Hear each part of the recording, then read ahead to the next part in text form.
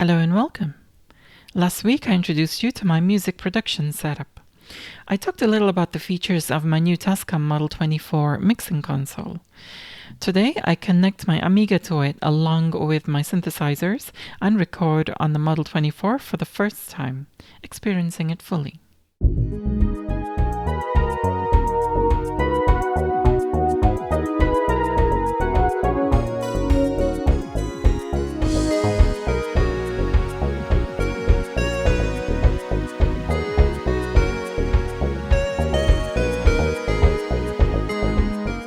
I kept in mind many of the things that were said in many of the reviews which I watched about the Model 24 and the other in the series, Model 12, Model 16.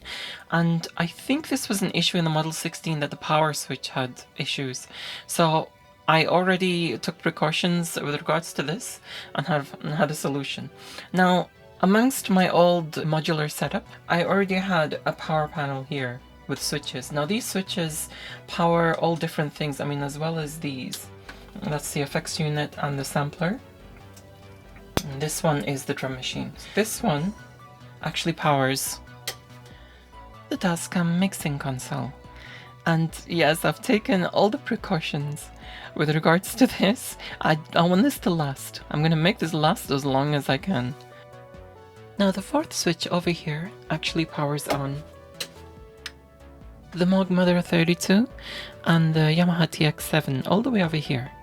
So as you can see, the mixing console fits right in with this setup. You can avoid the power switch issue just in case.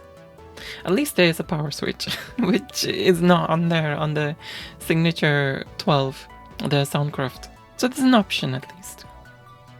Now what I want to do is an example setup, and to be honest, I've not actually used this properly before yet, so this is me actually testing this out fully, making sure that everything works, as well as, demonstrating it to you. So I'm figuring it out as I go along, but to be honest, I've used these before for many years and they don't seem any different from each other. Look up the setup to my track, the other side, which I did on the Amiga. There we are, the other side. Now I have to write these down because there's just no way to remember exactly what channel and what preset and what synthesizer is used on what track, and I've done quite a few of them.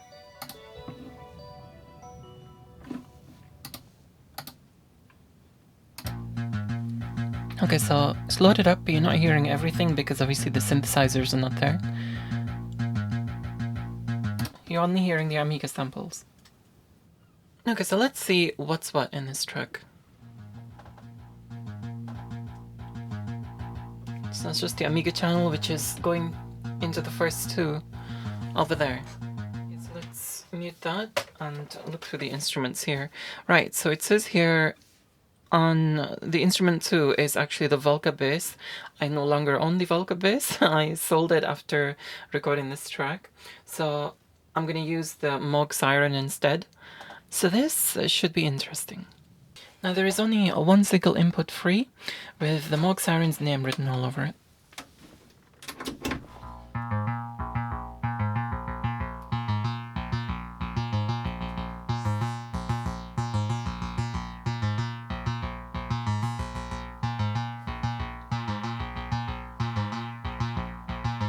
See, this is the thing about using analog synthesizers. Each time you do it, it's never the same. So if you've got it sounding really amazing, it's good to have something like the Model 24, which actually saves, as in records, all the tracks as a multitrack. And it's got it saved there, and if you want to adjust anything in the future, you can just reload it from there and adjust it, and then finalize it. So the next one is the Volca FM. Now the reason why I use the Volca FM here, and not the TX7 or the DX7, is because the TX7 and DX7 are actually being used elsewhere for other instruments. So that's why I needed another. So we're actually going to need both of these. The Volca FM and the Pro VS Mini. Now for those of you who know me, you'll know that I'm not the biggest fan of Behringer, but in this case, some certain things like the Pro VS, I've got no access to a Profit VS, so this is the closest thing I can get, even though it's not really accurate. But one thing they did right is USB-C power. And I do like the MIDI DIN jack there. Okay. That's the Pro VS, Profit VS. So that's the slow strings there. Let's put them down, because they're not supposed to be that loud. Right, so now is the TX7's time to shine. Okay, great. So, always at the best of times.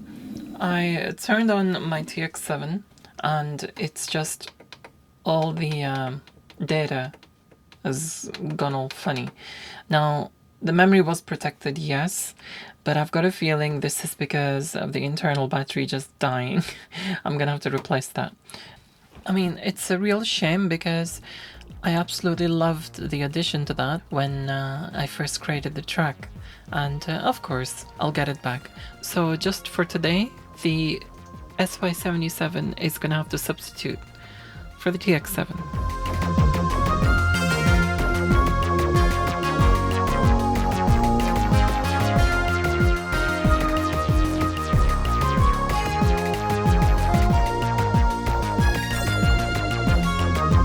It wouldn't be so bad, but the sound which I had on the TX7 was so specific. I actually really like it, and it's perfect for it. And you know, how my mind played out is just perfect.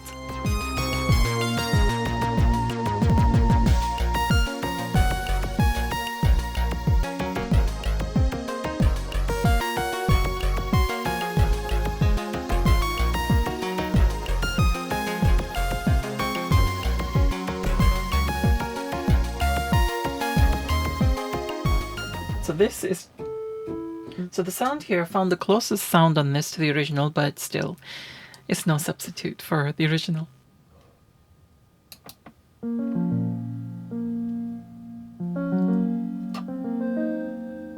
Is this part? No.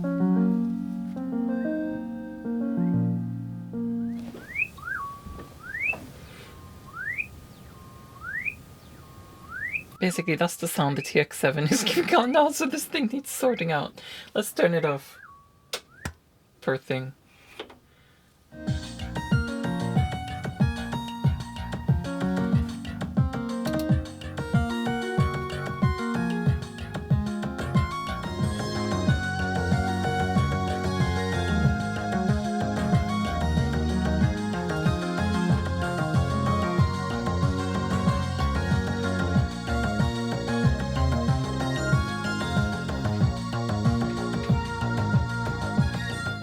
Please excuse the washing line.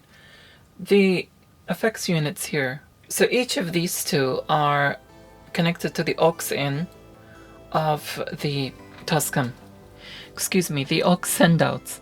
So the aux out goes into the effects unit there, and the output of the effects unit comes out of here. This one is at least quad reverb. I need to put labels here.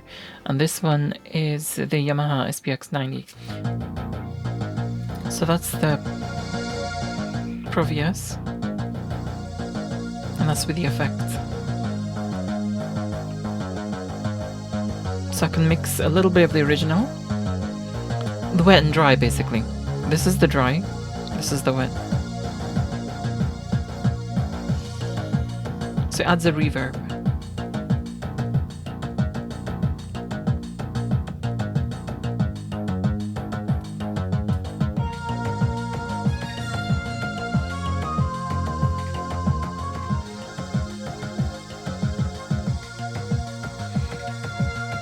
Okay, so that's the lead. Now this is the lead going through the Yamaha SPX90 too. And it's a stereo flange effect. So I can do that wet and dry here. Give it a bit of a dynamic. Or more of a depth, I should say. So basically what's going on here is looking at the level of each of the channels input, right? The ones you're using. So that's channel 1, 2, 3, you know, so forth. That's 1 to 8, 9 to 16, so those are not used. These are the ones. Now that line there, you can see there's a line. That is a recommended gain limit. You can actually name your mix there and, you know, go through all that mini disc style, but I'm going to just leave it as it is because this is just a test. Once you've done that, you OK it, then it comes up as another track. That's just a test track which I did. And then you select record whenever you want to start recording. And basically that's kind of all there is to it. Now let's start the recording.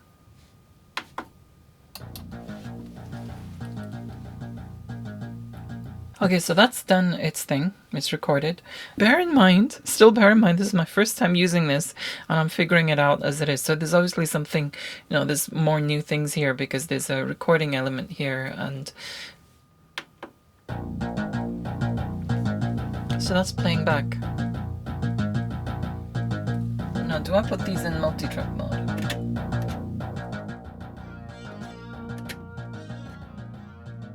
I very quickly realized that I'd not recorded this properly. It recorded, but simply as a stereo mix. I had to actually switch each of these switches to multi-track recording, or MTR mode, then press the record button on the tracks, which I want included in the recording. Then I press record and start my track. Now it has recorded each input separately, and you can adjust the level of each track before you export the final stereo mix. It's pretty much straightforward once you know what needs to be done, and I'm already finding myself having a new love for this mixing console.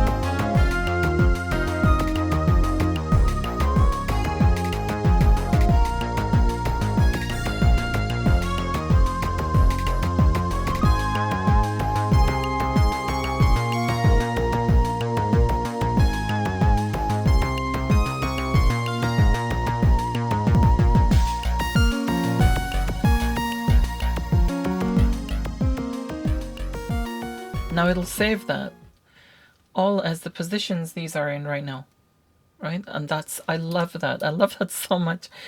Many a times, I thought I listened to it, you know, somewhere else, and I thought, ooh, that thing's a bit loud. I wish it was a bit quieter. Then I've had to kind of set everything up and record it all again in my previous setup. In this, all I need to do now is play it, just adjust whatever I want. Louder now, actually, let's...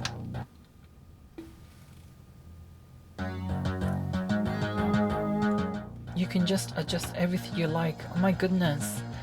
I wish I had bought this ages ago, but I couldn't afford the price it was at.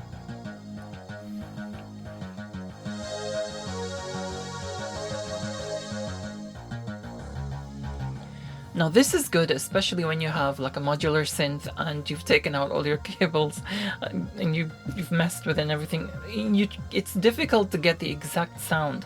Same with an analog synth like the Moog Sirin or the Mother 32 or anything else analog that I have.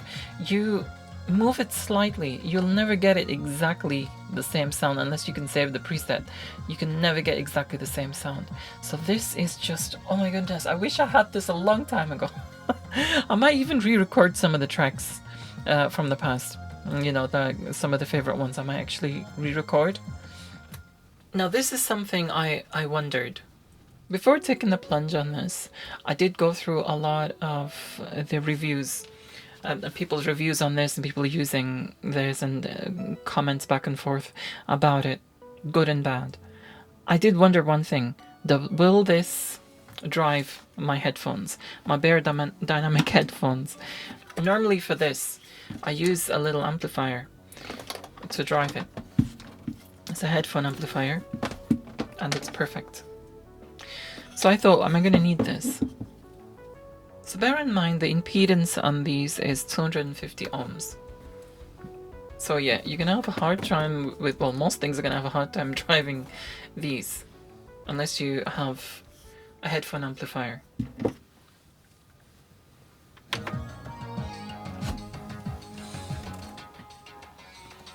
Now I'm happy to say,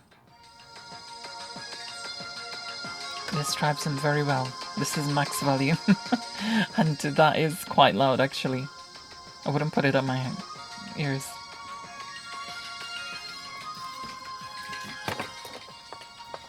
I can comfortably put these at, I'd say 10 o'clock, 11 o'clock, the dial. Any more than that, it'll feel too loud, it's too much. So it drives these, needless to say, very well. And that's one thing I wanted to know actually.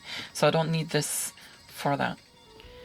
So this was the result of my first ever mixing and mastering experiment with the Model 24. I must say that I'm absolutely thrilled about just how well this mixing console is working out. Exactly as I expected it to, with great quality and clarity. This, without a doubt, is going to improve my workflow with regards to my music production. Don't forget to tune in next time when I show you around the rest of my setup. This time in more detail of how things are connected to one another. I also need to make a few amendments to the setup. Thanks to a great recommendation from a couple of you actually on last week's video. So thank you for that. Exciting times to come.